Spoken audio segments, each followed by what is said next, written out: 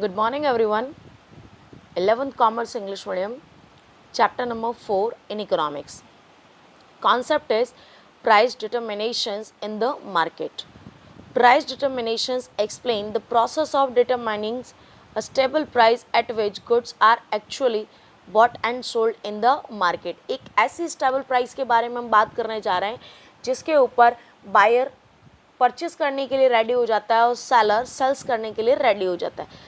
Such determinations of price is done in all forms of market and is known as determinations of equilibrium price labels. जो price level को क्या करता है, equal करता है, जिस पर डिमांड एंड सप्लाई दोनों करने के लिए पर्सन्स रेडी होते हैं.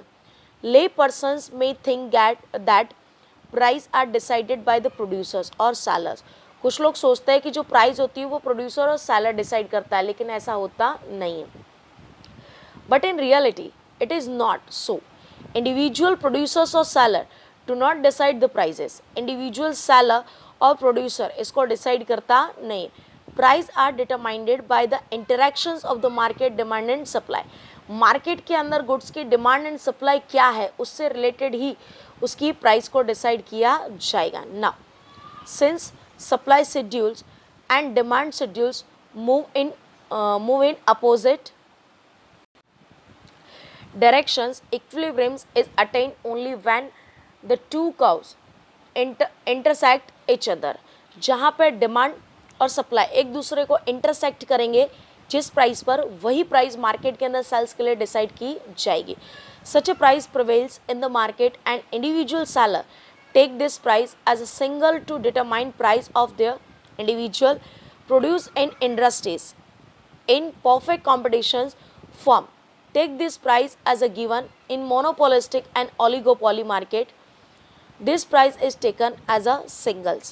Perfect competitions के अंदर जो नॉर्मली डिसाइड की जाती है वो प्राइस ली जाएगी, लेकिन मोनोपोलिस्टिक और ओलिगोपोली के अंदर सिंगल पर्सन प्राइस को डिसाइड कर सकता है. Then even a monopolistic has to take a price single forms the total demand and total supply. क्योंकि वहाँ पे एक ही इंडस्ट्री होती है, दूसरी होती नहीं.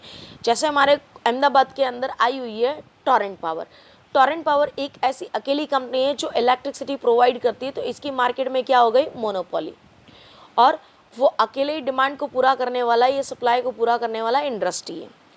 According to Marshall, the market demand and market supply are called the invisibles hand of market and the entire process is invisibles. मतलब मार्शल ने कहा है कि डिमांड एंड सप्लाई दोनों के दोनों इनविजिबल्स हैंड्स है मार्केट के, क्योंकि दोनों से ही आपको प्राइस का पता चलता है, मार्केट की सिचुएशन का पता चलता है.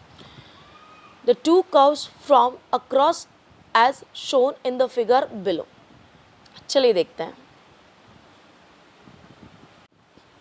In the figure, the demand curve DD and supply curve SS moves in the opposite directions. However, they intersect at a point of E, which is called the equilibrium point, जहाँ पर demand and supply कैसे होंगे, equal. As this point, the equilibrium price is 30. So, the quantity demanded and supplied is 600 units, which is called the equilibrium quantity. और इसी price को decide किया जाएगा market में goods and सर्विसेज के demand and supply के लिए. चलिए देखते हैं.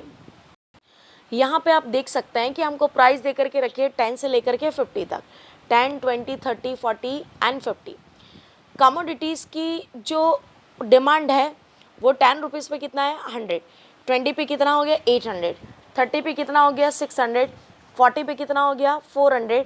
और 50 पे कितना हो गया, 200. हम डिमांड के बारे में जानते हैं, जैसे जैसे प्राइस बढ़ेगी वैसे वैसे डिमांड क्या हो जाती है, डाउन हो जाती है. जबकि इसका बिल्कुल अपोज होता है सप्लाई में, कि जब प्राइस 10 की थी तो सप्लाई कितने का था, 200 का. 20 की प्राइस हुई तो सप्लाई बढ़ करके कितना हो गया, 400 का. 30 की प्राइस हुई तो सप्लाई कितना हो गया, 600. और 40 की प्राइस हुई तो सप्लाई कितना हो गया, 800. और 50 की प्राइस हुई तो सप्लाई कितना हो गया, 1000.